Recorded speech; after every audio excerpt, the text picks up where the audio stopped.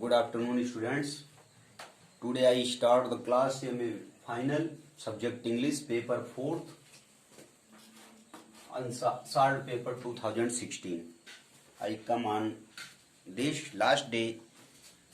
We solved last day. I solved question. Discuss write an essay on Jacobian drama. Question number 3. Comment on the contribution of Edison and Steele to the growth of English essay. Edison and Steele both are great periodical essayists of 18th century. Who is famous for his periodical essay? Periodical essay means essay which is related weekly, quarterly or fortnight. That type of essay is called periodical essay. For a fixed time, periodical means an essay which is written for a fixed time. In this way, we come on the contribution of Joseph Edison and Richard Steele. Edison was a great Edison as an essayist. His themes, contribution of Edison. Nearly Edison has written 400 essays in English literature. As Edward Albert has said, they are a faithful reflection of the life. Mean the essays of Edison's are a faithful reflection of life of the time, viewed with an aloof and dispassionate observation. Edison set out to a mild critique of the morals of the age, and most of his essays deal with topical subjects, fashions, headdresses, practical jokes, polite conservation. His aim was to censor those vices which are too trivial for the chastisement of the law and too fantastical for the cognizance of the pulpit. In this way, he has exposed the evil of the day of 18th century which were prevalent. As you know, in the time of Pope, the society was artificial. It was exposed through Edison and Steele in his periodical paper. His work, the delightful essays which flowed from Edison's pen are significant in many ways. First, they are the best picture we possess of the new social life of England with its many new interests. Secondly, they advance the art of literary criticism to a much higher stage than it had ever before reached, and however much we differ from their judgment. Thirdly, in Bill Bimble, The Poor Relation, Sir Andrew Freeport, The Merchant, Bill Honeycomb, The Pope and Sir Roger, the country immortals of literature. In this way, lastly, Edison and Steele not only introduced the modern essay, but in such characters as these, they herald the dawn of the modern novel also. Mean periodical papers are also responsible for the development of novel. They are Steele and Edison are also the precursor of novel. The Cowley papers was also the attainment of Edison, contribution of Edison. Of all his essays, the best known and loved are those which introduce us to Sir Roger de Coverley, the general dictator of life and manners in the quiet English countryside. It is certain that it was Steele who first hit on the idea of Roger de Coverley, an imaginary, eccentric old country squire who is supposed to be a member of a spectator club in London. Around Sir Roger are grouped a number of contrasted characters, all members of the same club. Albert says, Edison seized upon the idea of the club, gave it life, interest and adventure, cast over it the charm of his pleasant humor, and finished up by making the night die with affecting deliberation and decorum. Albert says, if Edison had pointed the Cowley papers together with stronger plot if instead of only referring to the widow who had stolen the knight's affections, he had introduced a definite love theme. If he had introduced some important female characters, we should have had the first regular novel in our tongue. Humor is also the main contribution of him. Humor is also the main contribution of Addison. Humor is of a rare order. It is mild and gentle. It is delicately ironical, gentle, manly, tolerant, and urban. It is rarely satirical. Prose style. Addison's style has often been deservedly praised. It is the very perfection of the middle style, never slipshod or obscure or unmelodious. She has an infallible instinct for the proper word and an infallible ear for a subdued and graceful rhythm. His prose moves with a demure and pleasing grace in harmony with his subject and with himself. Addison's services to English language and literature cannot be overemphasized.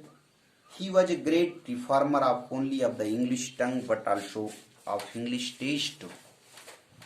Says Long in his connections, Long says, William J. Long says, two things Addison did for our literature which are of inestimable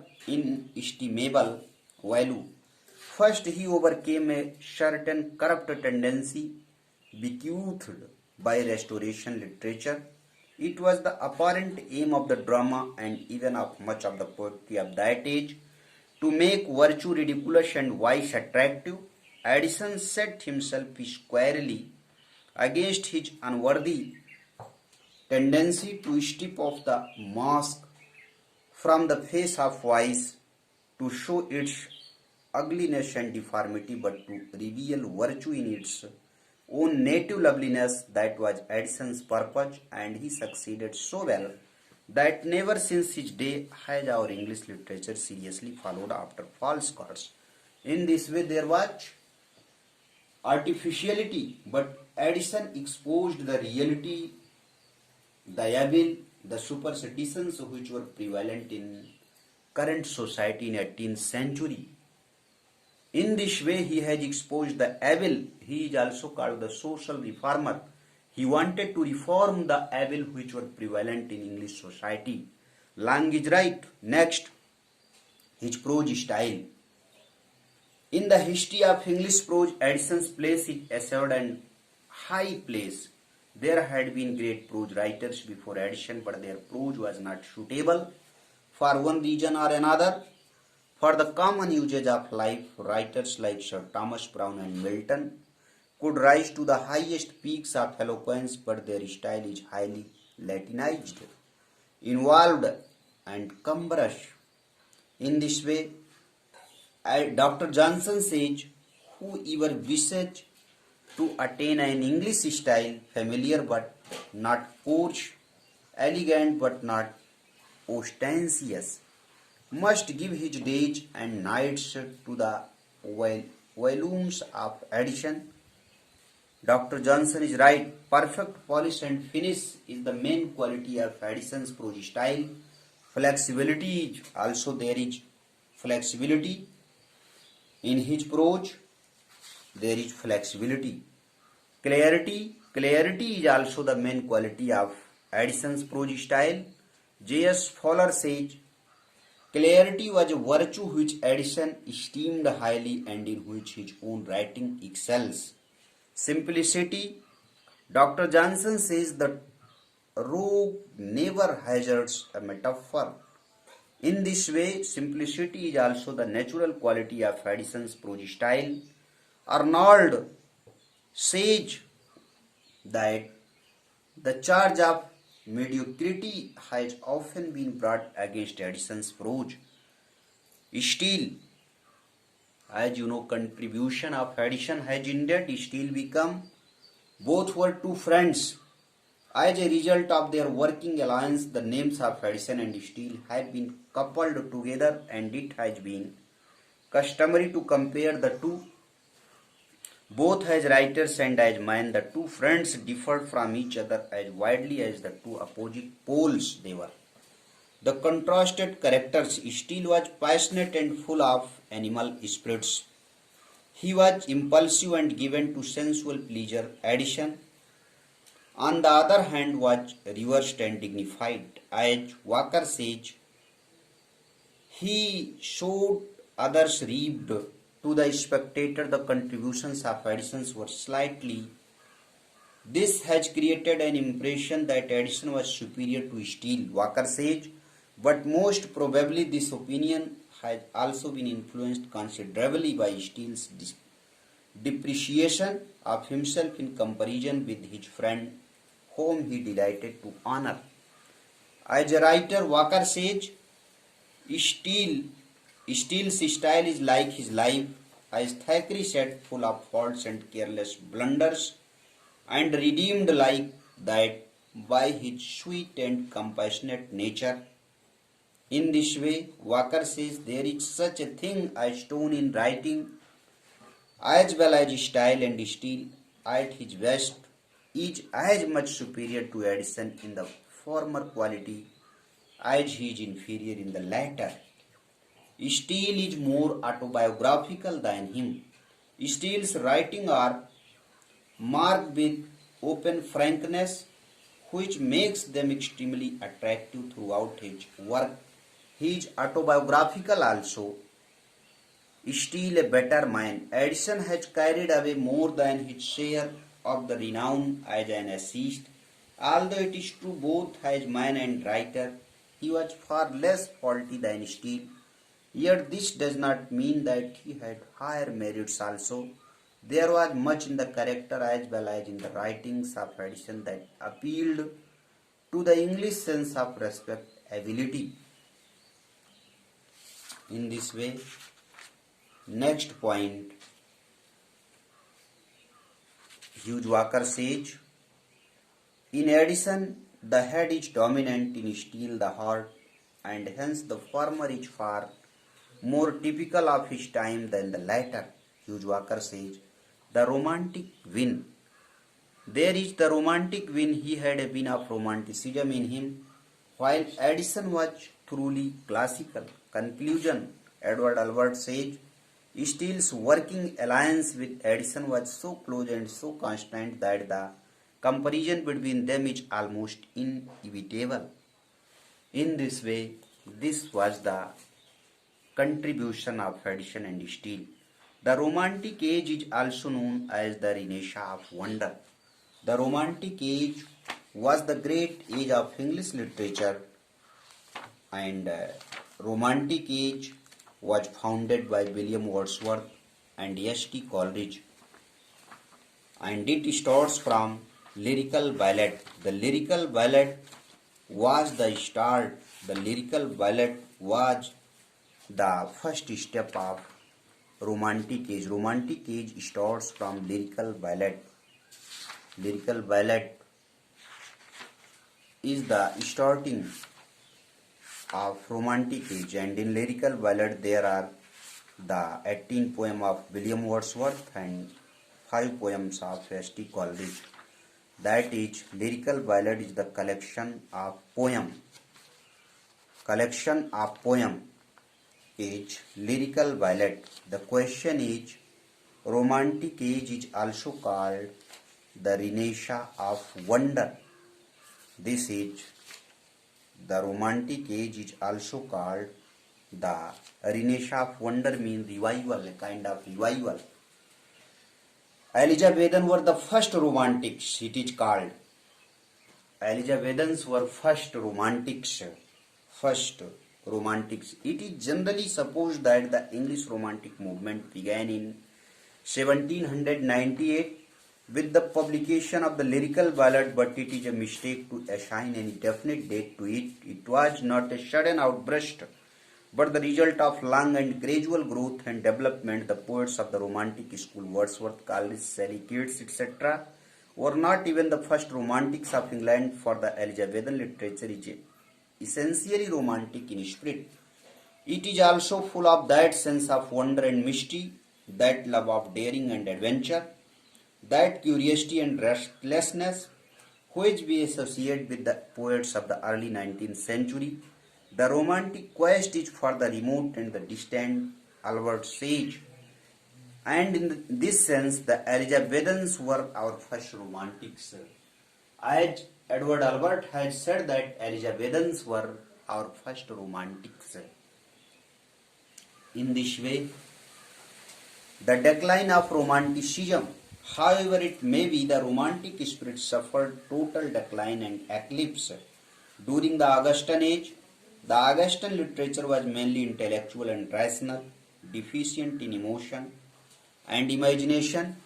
It dealt exclusively with the artificial life of the upper classes of the city of London and its farm, and diction was as artificial as its theme. It had no feeling for nature and no feeling for those who lived outside the narrow confines of fashionable London society.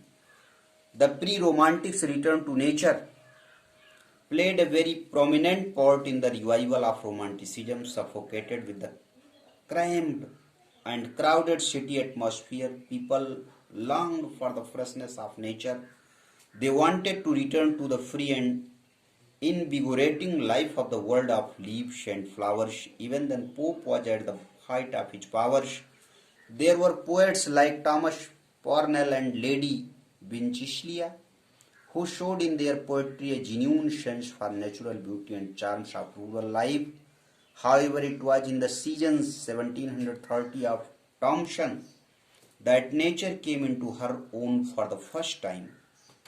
The Gray, the great poet, the seed sown by Thomson, grew and flourished in the poetry of such poets as Gray, Collins, Burns, Cowper, and Crabbe.